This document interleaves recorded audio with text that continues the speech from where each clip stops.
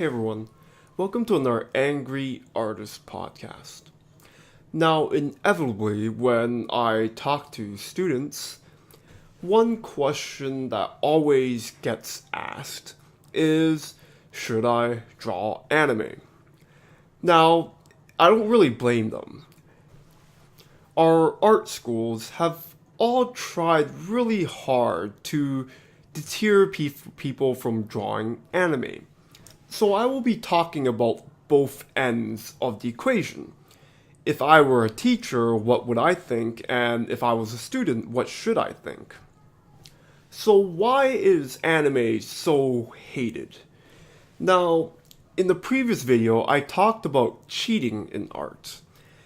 Anime arguably has some of the most cheats in the game. And what I mean by that is you can reasonably do great anime if you neglect some fundamentals. Of course, if you are a professional, you realize these cheats have reasons for them. They are to create a more appealing image. However, for a student that's learning the game, learning the art fundamentals, you might get caught into the trap of making choices that you do not understand. And that's really not a good thing. You're basically skipping. You are running before you are walking. To be fair, it is very easy. Let's say if you just looked at how to draw anime tutorials for many years, you will probably be able to draw some pretty nice anime figures without really learning the art fundamentals too much. Now, let's talk about it from the student side. A lot of teachers deter people from drawing anime for the wrong reasons. Many teachers argue it's not very good for this market and that you are better off drawing some archaic 1960s style. And for those people, I say, not really. Anime is probably one of the most lucrative styles right now. If you look at any Patreon, if you look at even the biggest games. So what are the biggest games on the market right now? We could say, sure, Call of Duty, we got Assassin's Creed, but we have stuff like Overwatch, which is very anime influenced. And we could look at League of Legends as well, which is very anime influenced. Where there's a market, there is an audience. And where there's an audience, there is a demand. And by basically neglecting an entire demographic, I feel teachers are going about it the wrong way. Now, that's not to say that the really Japanese anime is going to get you jobs in America, because most likely there are not a lot of studios that will demand that type of style. However, having a bit of that influence is not a bad thing, especially if you are aware of the art fundamentals and making the right choices. It's actually pretty aggravating when I hear teachers try to stop people from drawing anime for all the wrong reasons. Chances are the old teachers who are very stubborn do not understand that our market has probably changed in the past few decades and that audiences are now growing up to anime and there is merit to having some of that into our culture. Again, where there's an audience, there is a demand. Now let's talk about what you can do if you really want to draw anime. First of all, let's talk about the art fundamentals. Again, it's very easy if you are drawing anime to really trick your viewers into showing that you know more than you actually know. So my advice is, of course, learn the art fundamentals before you draw anime. Don't jump into it so early. There are a lot of bad habits that you can acquire by just learning art through anime.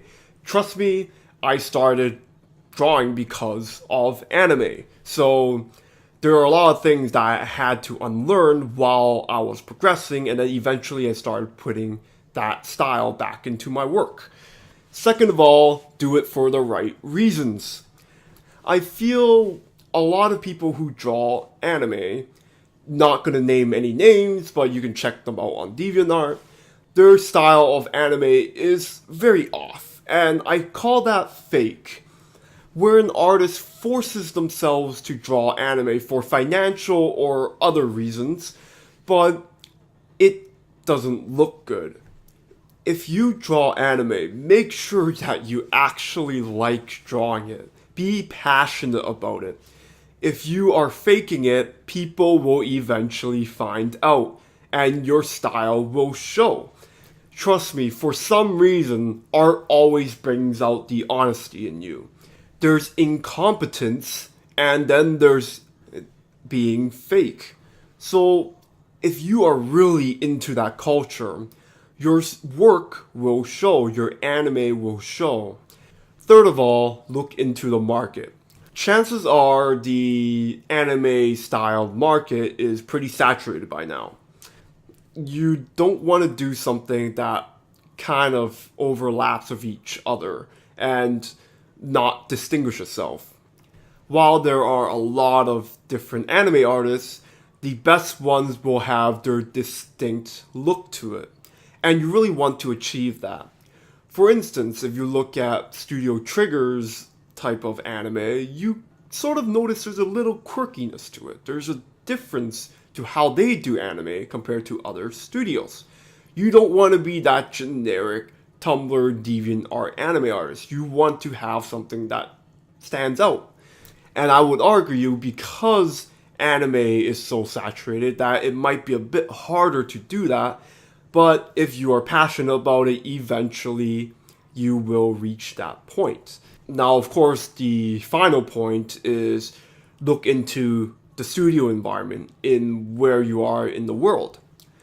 Again, I live in Canada, and other people might live in America, but there's a lot of internationals listening to this, I believe.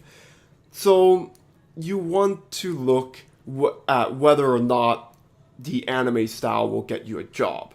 Now, in America, there are some really big studios which like having that anime hybrid. You might look into League of Legends, or you might look into Blizzard.